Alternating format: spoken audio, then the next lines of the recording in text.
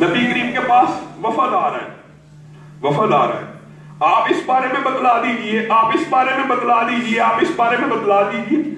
نبی مکرم محترم ذہن میں کوئی خیال بھی نہیں، کوئی معاذ اللہ اللہ رب العزت کا انکار کا بھی ارادہ کوئی نہیں، اللہ کی گستاخی کا بھی ارادہ کوئی نہیں، معمول کی بات ہے۔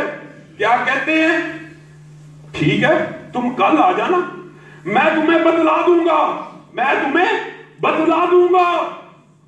لوگوں یہ واقعات قرآن کے ہیں، حدیث کے ہونا تو بعض مغالطہ ڈالنے والے تمہیں مغالطہ ڈال سکتے ہیں، جناب جی یہ حدیث کی بات ہے، ہو سکتا ہے حدیث ضعیف ہو، یہ ہو وہ ہو، یہ قرآن کے واقعات تمہارے سامنے رکھ رہا ہوں۔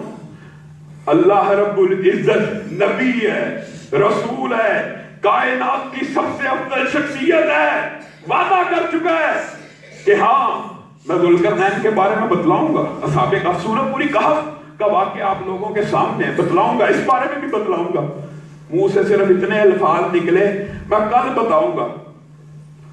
15 دن تک اللہ رب العزت نے وحی نازل نہیں کی، اور کیا حکم نازل کر دیا؟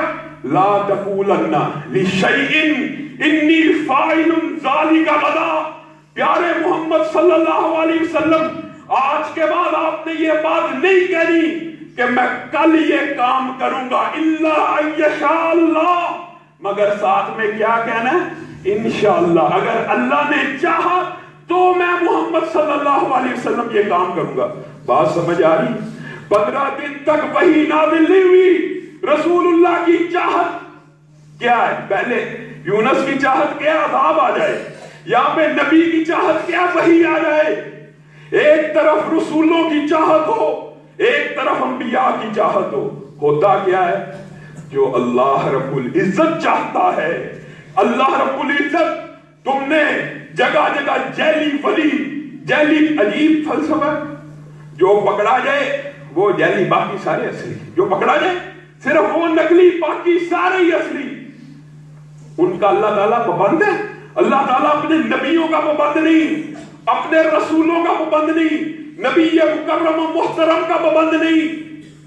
اللہ تعالیٰ کہہ رہا ہے آج کے بعد پیارے محمد صلی اللہ علیہ وسلم آپ نے بھی کسی سے اس طرح وعدہ نہیں کرنا کہ جس سے اگلے کو شائبہ بھی ہو جائے کہ محمد صلی اللہ علیہ وسلم جو چاہے وہ ہوگا۔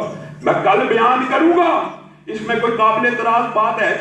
اللہ نے گرفت کیوں کی؟ صرف انشاءاللہ کا لفظ نہیں بولنا کہ اللہ کی مرضی سے کل بتلاؤں گا، صرف ایک لفظ کو امٹ گیا، ذہن سے بھی نکل سکتا ہے، غلطی بھی ہو سکتی ہے، لیکن نبی اور رسول اتنے اولو العزم ہوتے ہیں، اللہ تعالیٰ ان کی اتنی سی غلطی کو بھی قابل گرفت جانتا ہے، کیونکہ شریعت نازل ہوئی ہوتی ہے، شریعت جو چیز نبی کہہ دے وہی شریعت بن جاتی ہے، اس لیے گرفت نازل ہوئی۔